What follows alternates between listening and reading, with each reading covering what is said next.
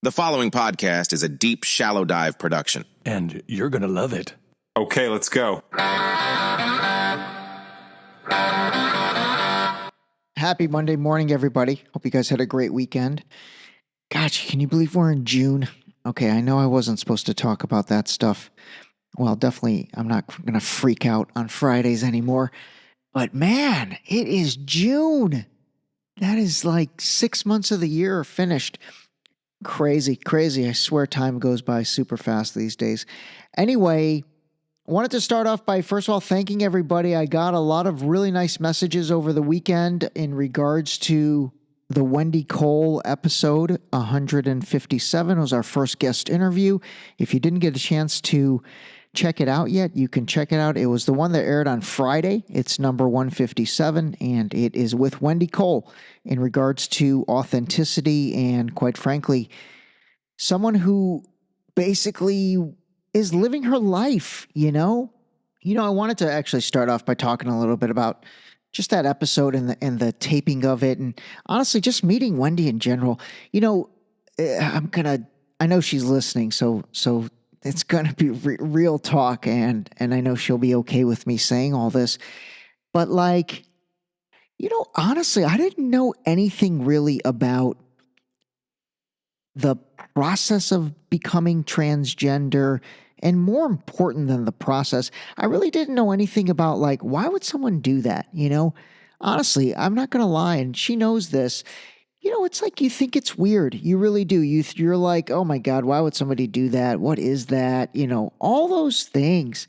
And we didn't bring that into the episode, but we did talk about it in our conversation.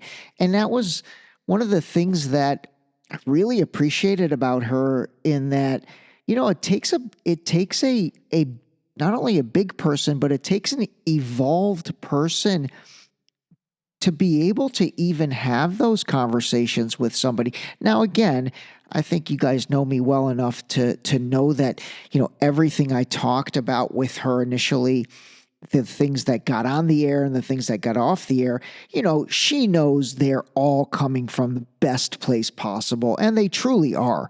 But my point is, the most fascinating and honestly the most rewarding part about doing the interview with Wendy is, she humanized the transgender population for me.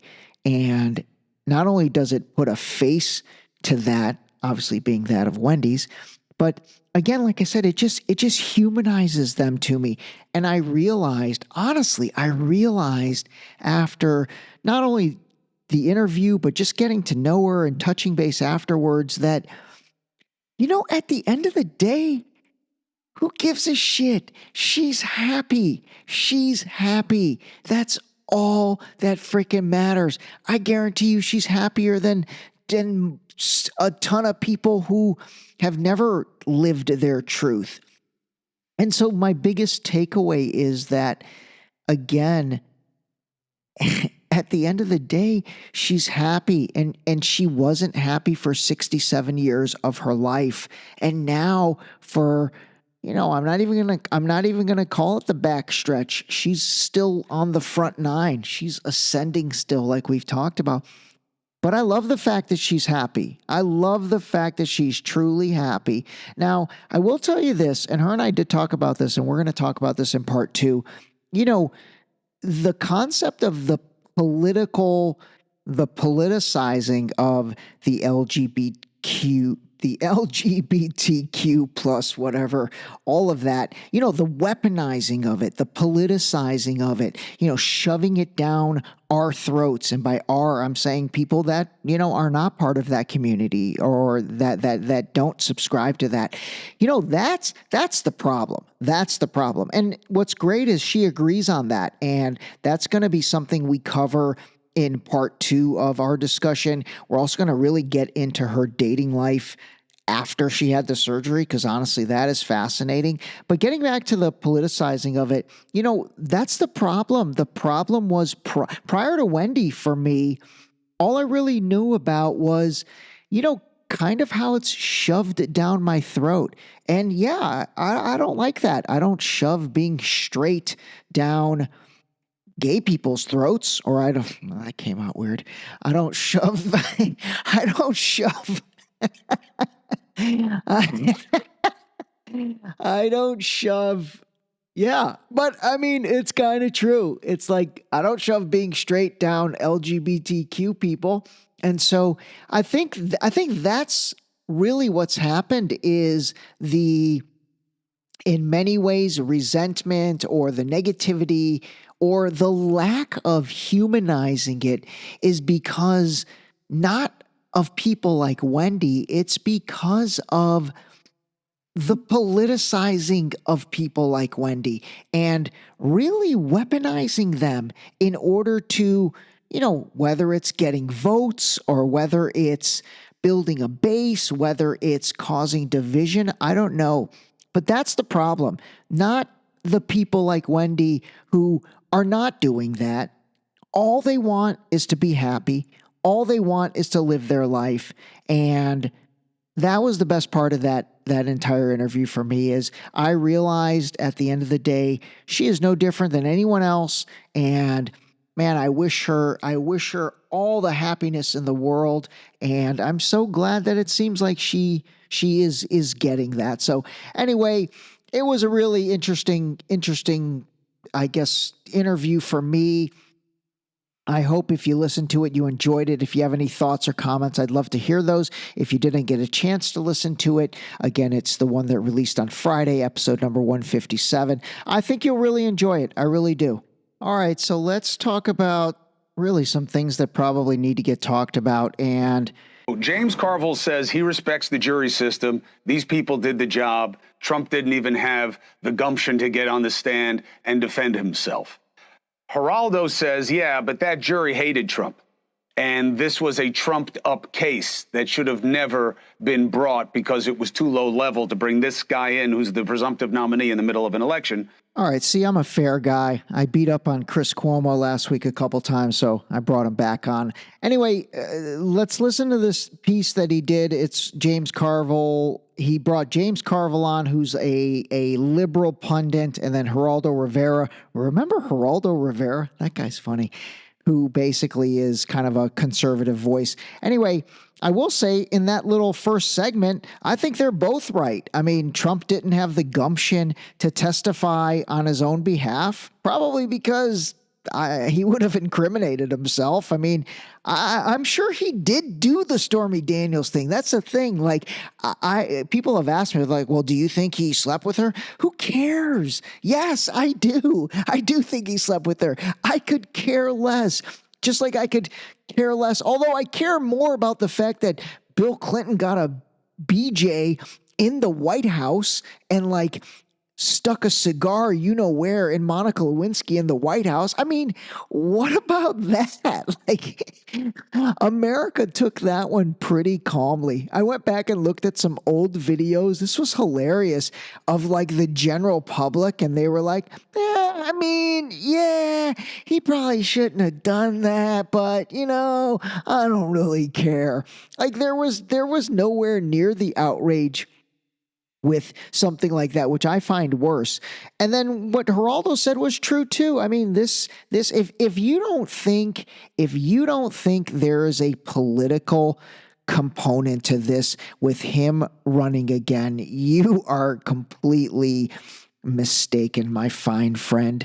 You are absolutely completely mistaken. And the reason I say that is one thing. First of all, remember the Stormy Daniels incident took place in 2006. Okay. It took place in 2006. And so, why didn't this become the issue of the 2020 election? So think about that. Why didn't this become the big issue of the 2020 election? And that's because there already was an issue, and it was COVID, okay? So now here we are in 2024, and there isn't COVID, so there needs to be something to derail him. That's just the flat out truth. That's calling a spade a spade. If you don't see that, again, wherever you net out on the guy or don't net out on the guy or whatever, but that's just the flat out truth. What does Bill O'Reilly believe? What should happen now, and I wrote this on BillO'Reilly.com, and I steered you to it, but I don't think you went in, is that tomorrow, President Biden should pardon Donald Trump of any and all crimes and suggest publicly that Governor Hochul do the same thing. What color is the sky in Bill O'Reilly's world?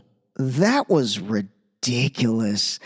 I mean, I don't disagree with it, but there is no chance on earth. I don't even know why you would say that, because it's like so not even in the realm of possibility of happening. And then on Saturday, President Biden should pardon his son, Hunter. That would throw the whole acrimonious system into absolute chaos. Okay, that's funny. I'm not even going to lie. I had not listened. I'd grabbed this entire clip.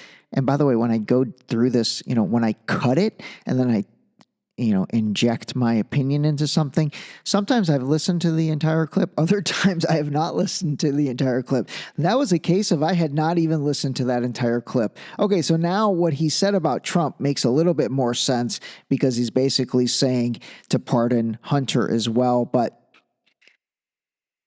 I don't think that, would that work? I don't think so. And then secondly, I don't even think if they told Biden that would work, but then, hey, you might lose the election, or they told the powers that be that are behind Biden that would work, but again, you guys might lose.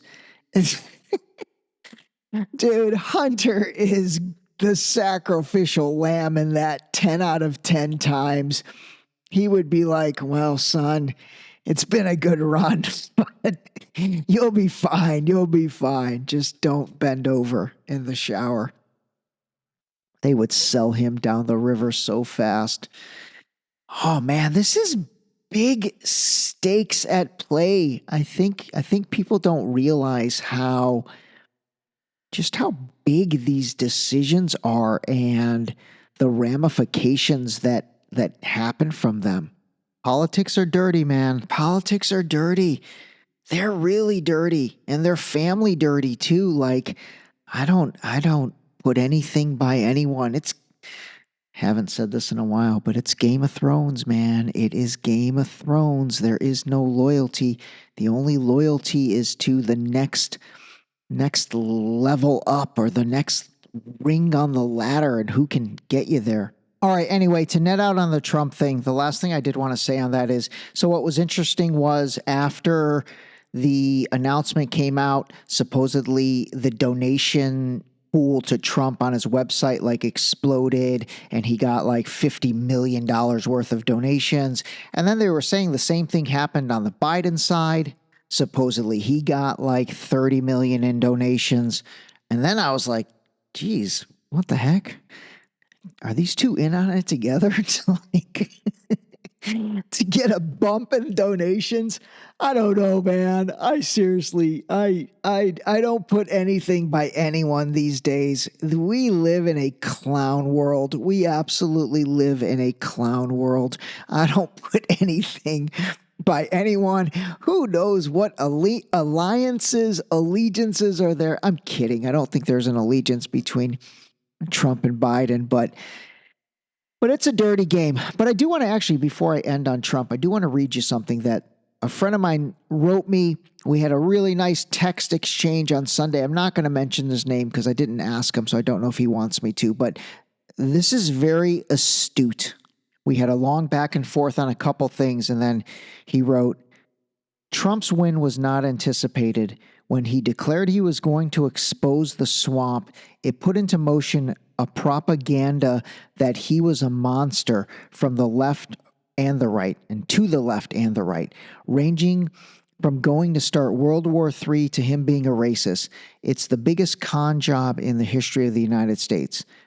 So basically what he's saying is that, when Trump came out and said he was going to expose the swamp and all that, I think that is when this uniparty concept that we've talked about so many times, these career politicians, these people that, pretend to be, big bad Republicans and big bad Democrats, and then they're going to dinner together at the best steakhouses in Washington, D.C. and putting it on Uncle Sam's tab. Like, all of that collective group probably was like, holy shit, this dude's coming for all of us. And that's where the term rhinos started, Republicans in name only. So people like Mitch McConnell, Mitt Romney, all these guys that honestly, that they are career politicians.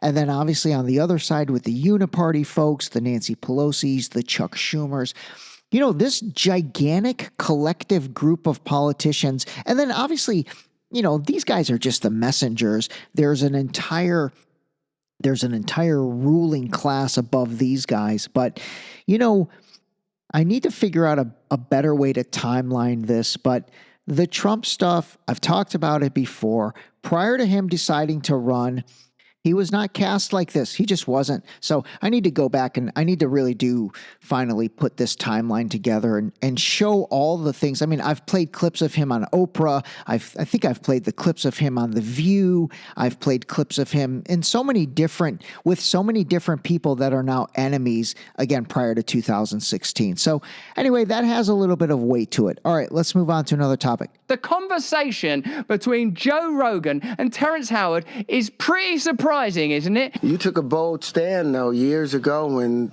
the governments were trying to poison their citizens. I appreciate you because I lost 3-4 jobs because I refused to take it. I bet you feel better about it now.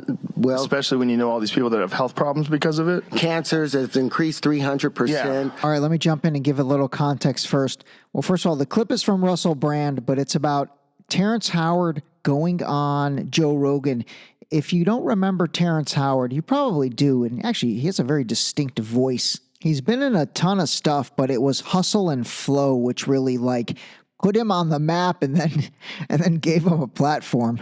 All-cause mortality up 40% in some age groups. Pulmonary embolisms almost up like 500%. Yeah. When you look at the kind of content that the legacy media is putting out, this is another world. Because of conversations like this one, and because of the space created to a degree by Joe Rogan, it's very difficult for them to censor and control that information and prevent the sort of momentum that's gathering. But they can see the way the wind is blowing. They can see that this technology and this kind of communication will properly facilitate decentralization, because you might disagree with me on 1,000 things, but you might agree with my right to be free in the same way that I agree with your right to be free. And once we have that covenant between us, we are deadly lethal. Russell Brand talks so fast, but he is incredibly sharp and really, really astute. But really quick on the Joe Rogan, Terrance Howard thing, it was a very interesting interview, and they talked about a ton of things. Man, Terrance Howard, he is eccentric, but he's interesting. He is really interesting. But man, he's out there. You really have to have an open mind when you listen to him. But as far as the gist of that part of the conversation and how it relates to really all the rise in health-related issues post-2021, that story is getting out there. It is. That story is really starting to get out there, and it's going to get out there in a bigger way. And Russell Brand's point was basically that it's because of platforms like podcasting or media methods such as podcasting and, people like Joe Rogan, Ray Dustar, the big guns in the game. There's messages that are getting out there, and they have an opportunity and a platform to do that. I hope you caught that little one about 20 seconds ago. All right. I'm going to play you another one. And this is a guy, Dr. Peter McCullough. This clip has actually gone viral. And by the way, when I say gone viral, I basically define that as something that I see that's gotten in the millions of views, okay? If you get something in the millions of views, I think we could agree that that has gone viral. And this thing, last time I looked, was over 3 million views. showed in a human hepatoma cell line, a cancerous cell line of immortal cells, that the Pfizer genetic code, at least that center 444 base pair amplicon, is taken up into the human genome within about an hour. So really quick, again, Dr. Peter McCullough, he's a very, very well-known and respected cardiologist, and he's been one of the big voices really advocating, I don't want to say against the vaccines, but he's been advocating against, since COVID, I guess oh God, what's the best way to say it? Just the narrative of the vaccines. How about that? Now, experts say if the middle part is taken up, almost certainly the whole thing is. What does this mean? It's possible that the Pfizer and Moderna genetic code is permanently installed into the human genome. It's possible. There hasn't been a study to confirm this one, and there hasn't been one rejecting it. So as we sit here today, we have to reconcile that Pfizer and Moderna potentially could have permanently changed the human genome. We don't know. We hope that the body can edit it out, but this is very disturbing. Now, when the vaccine gets in the body, not every cell experiences the vaccine, so hopefully it's a mosaic of cells, but we're greatly concerned that what if gametocytes, what if eggs and sperm took up the Pfizer Moderna code and is permanently installed? Then they would pass it on to the baby. That's the great concern. All of this was done with no attention to what actually could happen. Incredibly reckless. It got cut off. It said incredibly reckless. Anyway, again, I mean, it's just, we've got to talk about this stuff. We really do. There's definitely been an incredible increase in cancer among all age groups, especially the young. And if you haven't heard the term turbo cancer yet, that's kind of what it's being called. There's obviously been an incredible acceleration in quote unquote sudden deaths. That's happened. That's a reality. Now, again, I don't know exactly what is causing everything, but I can tell you they're happening. So at this point, let's just agree on the fact that they're happening, and let's just leave it at that. If you agree that it's happening, then we can start to delve into, okay, what do we think is causing it? You know, what changed in the recent years? Shucky ducky quack quack. What could be at play here? All right, I did want to address this because it was important and came up over the weekend, but President Biden laid out a ceasefire plan in regards to the war between Israel and Hamas in Gaza, Palestine, all that jazz. And, you know, I'll get into the exact specifics of that maybe tomorrow or the next day. But President Obama came out and said something, and man, this thing is like catching fire.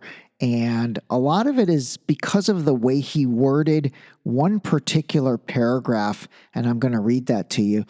It says, a ceasefire alone won't ease the terrible pain of Israelis whose loved ones were butchered or abducted by Hamas, or the Palestinians whose families have been shattered by the subsequent war.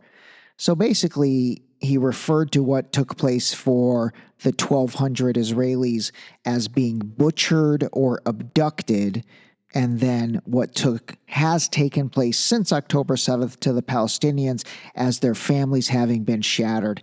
Anyway, he's taken a lot of fire for that. So, for example, oh my God, I posted that on the Deep Shallow Dive Instagram. Oh, by the way, big news. Deep Shallow Dive Instagram is out of jail. We are back full strength and growing like a weed once again, which is awesome. But for example, I posted that Obama picture or that Obama quote, and I said, former President Obama issued a 2-page statement and tweet. He's coming under fire, though, for how he positioned what has taken place for the Palestinian civilians as compared to the Israeli hostages. What do you think? And this thing got over 1,135 comments, and they were not flattering. Not at all, actually. Pretty bad. Pretty pretty bad, as Larry David would say. All right, let's see. I'm trying to think anything else. I was going to play you a clip from, so P. Diddy, the Diddy Chronicles continue. Mayor Eric Adams in New York has requested the key to the city back that he gave to Diddy. So he gave Diddy a key and now he wants it back. That's kind of funny. I think that's the first time that's ever happened. So I'll just tell you that. I won't play you that clip. And then some more drama and controversy with Caitlin Clark. I was actually going to play you a clip from Matt Barnes from the Up in Smoke. Hold on, let me see if I can find this. This is actually a good clip. So there's a hot topic going on right now. Caitlin Clark says she got cheap shotted against the sky. I mean, throughout the season, she's been getting beat up. Hard screens, elbows, knocked down. It is what it is. She's not the first. She won't be the last. My issue and my question is, where the fuck are her teammates at? Where are y'all at? Where are the rest of the Indiana Fever at? I've seen a couple girls smirk when she's got knocked down, half-assed to pick her up. Like, y'all supposed to protect the asset, protect the star. And all this is the team. She's the star. You always protect your star. I was someone who protected the stars. You fuck with Cole, CP, Blake, list goes on. It's going to be a problem because you guys are supposed to be a family. And you wonder why you sit at the bottom of the league right now is because y'all don't protect each other, man. Coach don't do shit about it. Players don't do shit about it. Y'all should be ashamed of it. But the rest of the league is going to continue to test her. And that's what they're supposed to do. It's your guys' fucking job to have her back and have each other's back. Got to do better, ladies. I think I said Up in Smoke. That's like a Cheech and Chong thing. I meant to say All the Smoke on Showtime. But anyway, that was a really good take from him in terms of, obviously these other teams in the WNBA, they're beating her up. It's kind of what happened to Jordan when he came in the league. It was like they were beating up Jordan, especially the bad boys, the Detroit Pistons, would knock him around when he would come into the paint and all that. And I think they're doing the same for Caitlin Clark. But I do like the fact that Matt Barnes was like, hey, you know what? Where's your teammates? Where's your Rick Mahorn that comes over there and pounds people? Or him, Matt Barnes. I think he was kind of like a little bit of an enforcer. Rodman kind of played that role sometimes. So I think you need that. And last thing I'll say on that, and then I'll end the episode for today, is I seriously love all this Caitlin Clark controversy, topic, conversation, all of it. Because you know what? It's bringing attention to the WNBA. When was the last time you even talked about the WNBA? We've never talked about it. Nobody cares. I've said this before. That's just a flat truth. So anyway, all of this stuff, quite frankly, everyone involved with the WNBA, players included, should be excited about this. This is actually bringing attention. Attention brings eyeballs. Eyeballs bring dollars. They bring sponsors. Sponsors, all that brings revenue. Revenue brings tickets with ticket sales. And now all of a sudden, they can get paid something more along the lines that they deserve. They'll never make what the guys make, but again, I think this is all positive for the WNBA, so let's not be haters. Let's not hate. Let's participate. Call a spade a spade. The ending was terrific. This episode was brought to you by the new book, Deep Shallow Dive Into You, available now on Amazon and Barnes & Noble in hardcover and paperback. Don't forget to sign up for our new mailing list on our website at deepshallowdive.com.